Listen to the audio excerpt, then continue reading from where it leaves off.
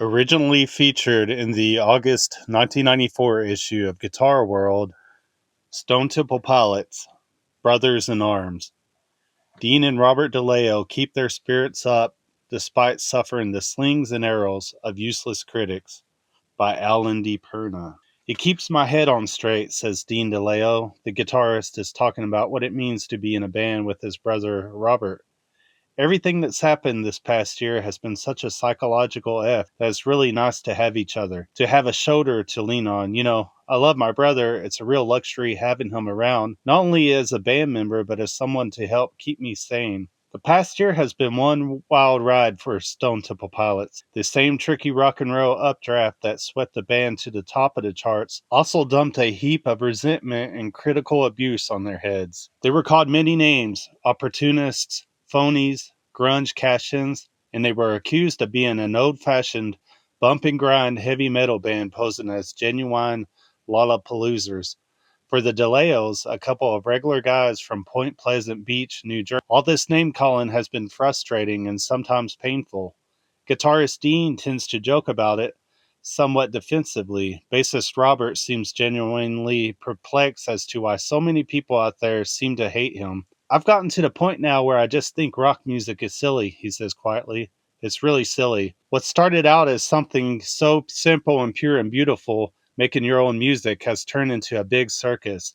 Almost everything we've done has been so misinterpreted and misconstrued. Daunted but not defeated, the DeLeos, singer Scott Weiland and drummer Eric Kretz, found the best way to take revenge. They went out and recorded Purple, an album that is stronger than their controversial debut Core. The new disc is the work of a band that has grown in many ways. For one thing, Purple boasts a wide variety of styles than its predecessor, with the material ranging from introspective acoustic ballads to trippy jam-out excursions. Sonically, the second album also represents a significant leap forward, as it includes such elements as backwards effect, a wash of wild guitar tones created on various bits of vintage gear, and even a majestic string section on the closing number. It's a confident album. Dean DeLeo's guitar work comes boldly to the fore this time out, with more adventurous soloing, more incisive slide work, and Dean's Dobro debut. I think our music is just going to keep expanding from here, asserts Robert. I don't really think you can judge a band from their first record. I've learned so much in the 2 years since Core came out. We all have, and I think you can hear that on the new record, Guitar World. Dean's guitar playing on the new album seems more expansive. There are more solos, a looser feel. Robert DeLeo. Well, you know why? Because on Core I wrote most of these songs and I wrote them on guitar. So on a lot of it I just said to Dean, here, play this. In a way, that was the worst thing to do, but on this new album, I didn't do so much of the writing, so I guess Dean was a lot freer to come up with his own stuff. I'm really happy about that because I think Dean is such a great guitar player. He's like my favorite player. Were you feeling more confident this time, Dean? I suppose so. After doing extensive touring behind Core, I guess I got a little more used to the instrument. It was easier for me to get solos together, too. They just came more easily. What was your favorite approach to constructing your solos on the new album? My solos are totally worked out. We tape all of our rehearsals. And in rehearsal, I would just play the rhythm part straight through. And then at home, I'd just sit there with a boombox trying different solo ideas. But the thing is, once I got in the studio, every solo on the album is take one, except for Army Ants. And that's something I really learned from producer Brendan O'Brien on the first record.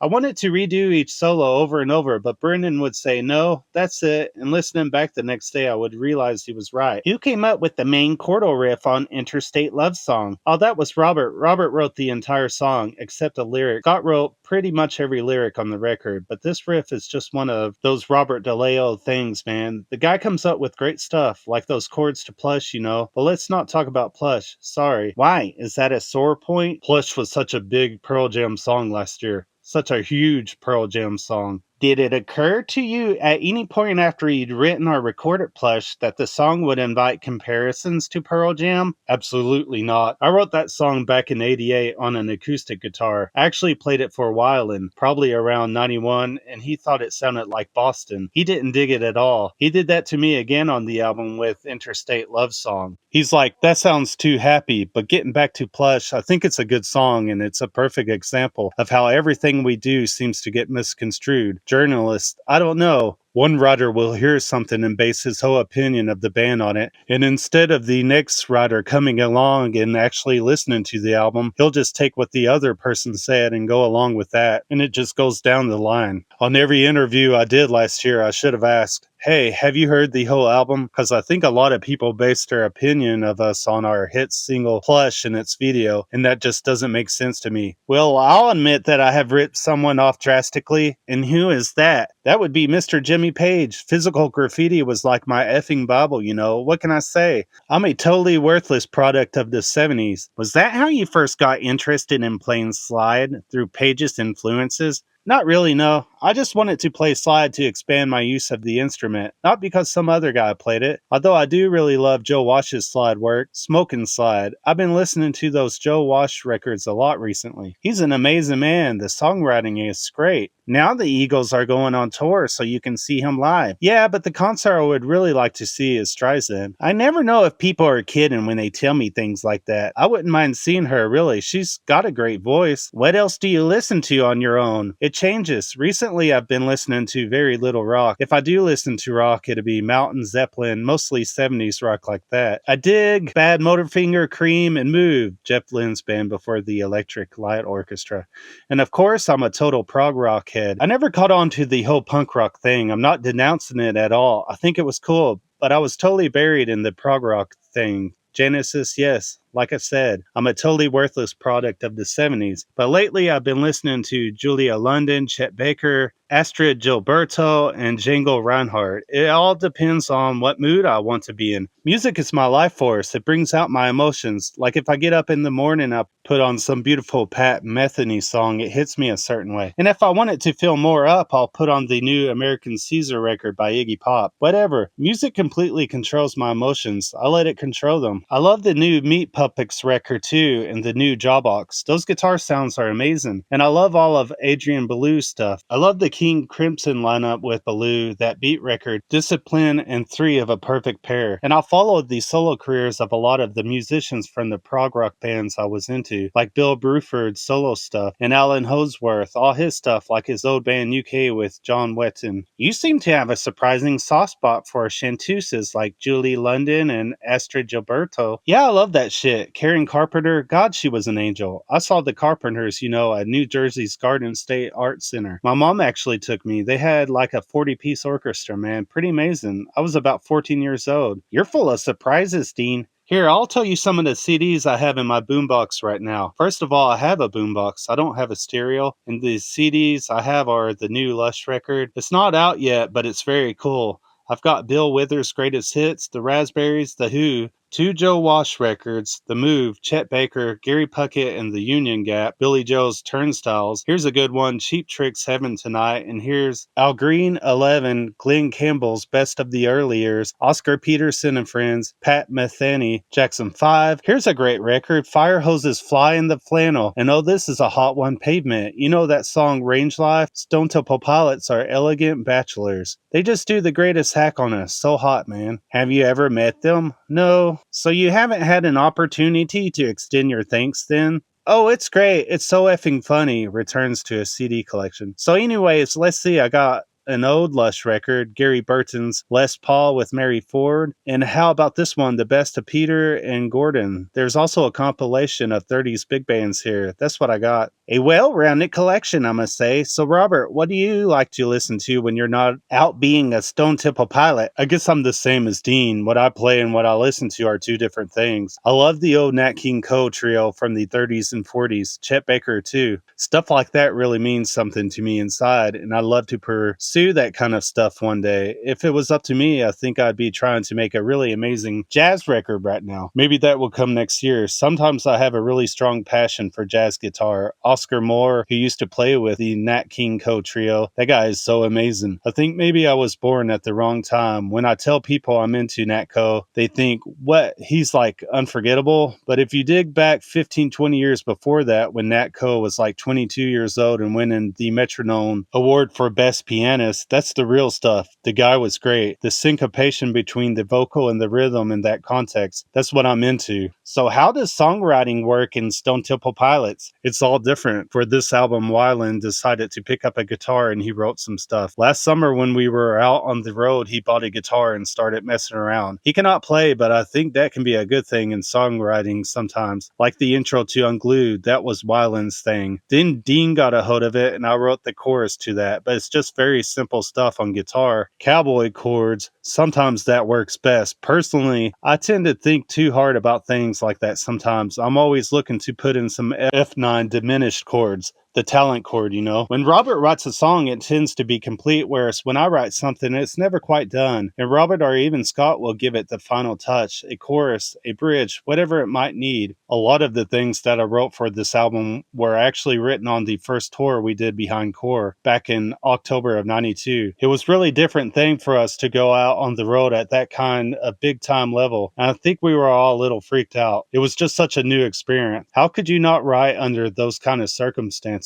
So songs like Interstate Love Song and Kitchenware and Candy Bars come directly out of being on the road. Dean, what are your main compositions on the album? I wrote Me Plow, Pretty Penny, Big Empty, and Army Ants. I wrote Army Ants when I was 16, when he was still in high school. He used to have this band called Wonder Space. Dean, embarrassed. Oh shit. Army Ants used to be called Gray Side of Your Life. Dean laughs uncontrollably. How effing dumb is that? It's interesting that this song goes back so far. It has kind of a Jane's Addiction feel. The vocal melody and the rhythmic guitar chordings. Does it? Oh no, here we go again. Purely coincidental, I guess, but how'd you get that clean ultra flange guitar sound on there? I actually used a Vox Mando guitar. There's not too many of them out there. They're pretty rare and very weird. Those Italians, many Vox instruments were made in Italy during the 60s. But this guy had one in LA where we were recording and I borrowed it. Amazing instrument. It has 12 strings and you tune it like a guitar, but it starts at where the 12th fret would be on a normal guitar. We put the Mando guitar through an AB box going into 2 amps. One was a wacky old Fender Leslie, and the other side was just this Maestro phaser. So it's actually 2 different effects in stereo. Did you use a lot of vintage gear on the record? I bought a mid-50s Supro amp with an 8-inch speaker in it. That's on almost every song. And then I scored this 58 Les Paul TV special that I used a lot on the record too. Like Interstate Love Song was recorded pretty much with that Supro amp with a couple of different guitars, a Tele and that special. I just really get off hearing those little old amps. Brendan O'Brien has a ton of kooky guitars that we use too, like on Kitchenware and Candy Bars. When the second verse comes around, there's this part that sounds almost like a piano, but really it's this silly 12-string that Brendan has. I think it's a Dan Electro Belzocchi model. I picked up some nice stuff of my own over the past few months too. For example, I saw this 00018 Martin, a 58. I picked it up, played it, and said, perfect for Pretty Penny. I knew I had to have it. Are you using an open tuning on the acoustic guitar in Pretty Penny? No, just standard tuning. I asked because there's a lot of nice open chord shapes on the acoustic guitar in that song. That's this one chord I use a lot. It's one of those chords you can use anywhere on the neck. Hang on, I got a guitar right here. Okay, so I'm on the 5th fret. I'm playing a D on the A string, 5th fret. That would be my finger number 2. Then the pointer finger would be on the D string on the 3rd fret. That would be an F. Number 3 finger is on the G string playing a C. So it's a 5th fret again. Then I suspend my pinky on the B string, moving back and forth between the 5th and 6th frets, moving from an E to an F to form D minor 9 and D minor chord shapes. On Pretty Penny, you just take the chord up to the 11th fret and then back down to the 5th fret. It sounds like there are 2 acoustic guitars on that song. There are. See, we recorded that song on an old Ampex 8-track at the house of a friend of Brendan O'Brien's. The basic track was vocals, 2 guitars, and congas, all played live in this guitar's living room. It was all of us in this one room, each with his own mic, so all the instruments were bleeding into the other mics. After the basic track, we just mic'd a 12-string Rickenbacker electric without using an amp, and that was one overdub. And then there was another overdub where Robert did that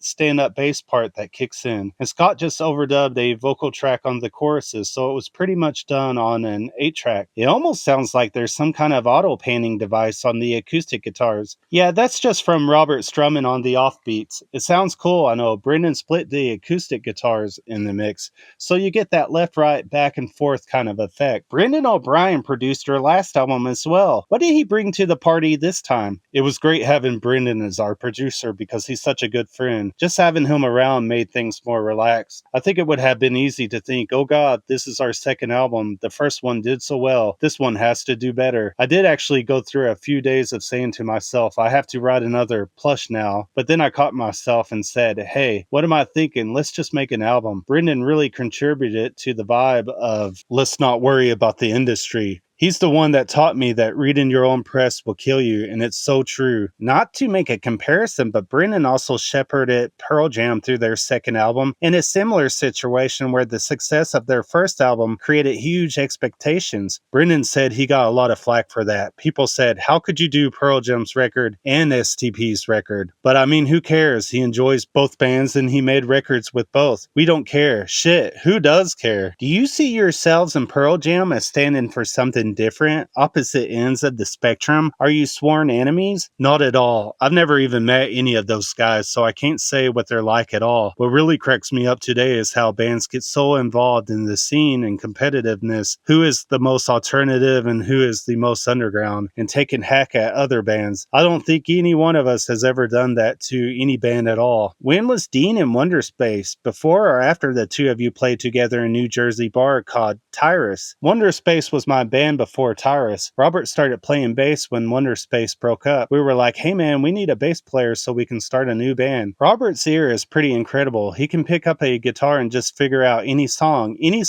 So knowing he could do that, I just said, hey, grab a bass. And he just applied that blessed talent he has to the bass. What kind of material did Tyrus do? We did Zeppelin, Rush, Yes, and Kansas. But then we were also doing things like U2, Duran Duran, Schizophrenic. Exactly.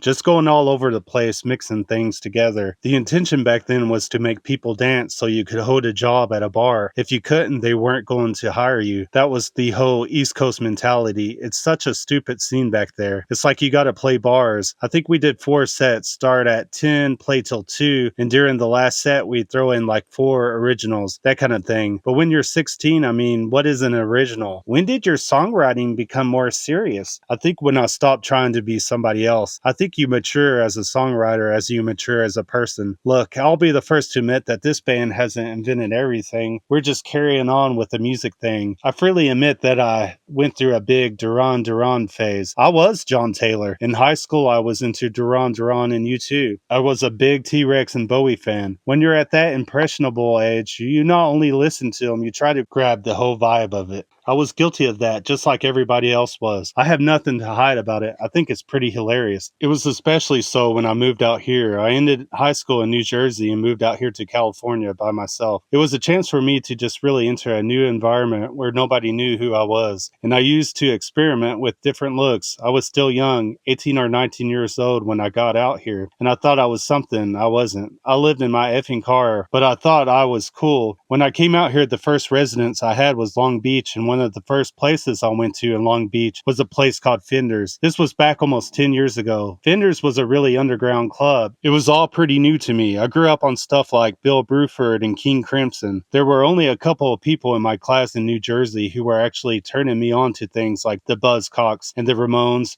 which I thought was cool. But I wasn't too hip on all those bands till I came out here and went to Fenders. I remember seeing Black Flag before I even knew who they were. I saw X. I knew of them a little from New Jersey. I saw the Chili Peppers, TSOL, bands like that. I actually ran across Weiland that way. I think he was a little more hip to what was going on. When I met Weiland Christ, he was only 16. He's 2 years younger than me. He was playing in a band. He had all these girlies around. So he was more like the California hardcore punk guy to a certain extent. When I met him, he was into Duran Duran too. The Duran Duran thing grabbed a hold of a lot of people, but he knew of more bands than I did. He grew up in Huntington Beach, where there was a serious hardcore scene. But see, here's another ridiculous thing. It just so happens Wallen and I met at a Black Flag concert, and just because we said that in our bio, that got misinterpreted that we were trying to establish punk credibility. Right, but that wasn't the intent at all. That's what you get for telling the truth, I guess. Mighty Joe Young was the first name of the band, which became Stone Temple Pilots. What was Mighty Joe Young like at first?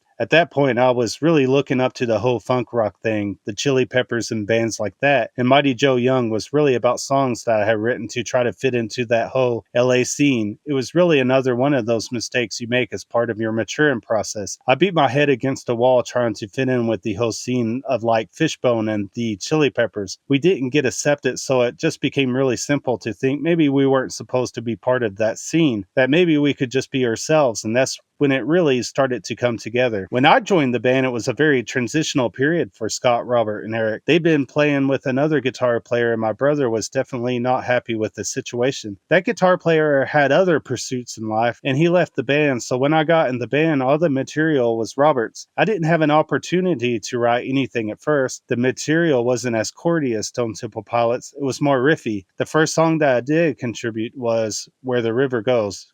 The first time I played with them, I wasn't even in the band yet. They were tracking some demos, and I did a couple of solos on 2 tracks. Actually, one of those songs was Piece of Pie, but it wasn't the version that's on Core. The chorus riff was the verse back then. It got completely transformed. But once I played on those demos, I was totally itching to join. I knew I'd love being in the band. I saw it was going to happen. You had some sort of a lucrative day job down in San Diego at that point, didn't you? What were you doing? I was working for this company that catered to contractors, selling construction materials and supplies. I was actually just a counter jerk selling shit to contractors, but my title was manager. So anyway, we were Mighty Joe Young up until last year. We were forced to change our name after we'd finished Core. The original artwork was finished, that dreadful, stupid looking artwork that's on the record. All of us were with that guy who was doing the artwork, and we were really happy because the record was finished. And later on that night, there was going to be a little listening party, and the phone rang, and it was our lawyer saying, "You need to change the name of the band." How heavy is that? Was that because of the movie? Mighty Joe Young was the guerrilla protagonist of the low-budget 1950s Japanese film of the same name. No, it was because of this cat in Chicago who had published music before any of us were even born. Oh yeah, the blues artist, Mighty Joe Young. That's it. So we just fell into this major state of depression, denial, whatever you want to call it. It took us a little over 2 weeks to come up with a new name. The artwork was totally chopped up by this guy. It was a total mess. So where did the name Stone Temple Pilots come from? Scott and I were sitting around one day talking about when we were kids, the different clothes we wore and those SDP stickers they had back then. We said we should do something with those initials. I immediately blurted out Stereo Temple Pirates. We called Robert and he said, "What do you think of pilots instead of pirates?" Then we called our manager who said, "What do you think of Stone?" So after 2 phone calls, it went to Stone Temple Pilots. We sat on that for a few days and said, "What the F?" At that point, we were ready to call it My Effing Sore Ass, just anything. Did the band's image change very much when it went from being Mighty Joe Young to Stone Temple Pilots? Well, you are talking about a period of 2.5, 3 years. The image didn't really change, but hairstyles got different. Life in general changed, and you're affected by your surroundings. I've heard it said that you guys used to be a total big hair spandex band. What? You've never heard that? Wow, that's hot. Oh yeah, we were. I had this underwear that I was able to fit this cucumber in. That's hot. We were a total spandex hairband and gigged all over Sunset Strip. That's a good example of what we're up against. I mean, doing your art for a living makes it all worthwhile, but you just become this effing dartboard. You know, sometimes it can get to you.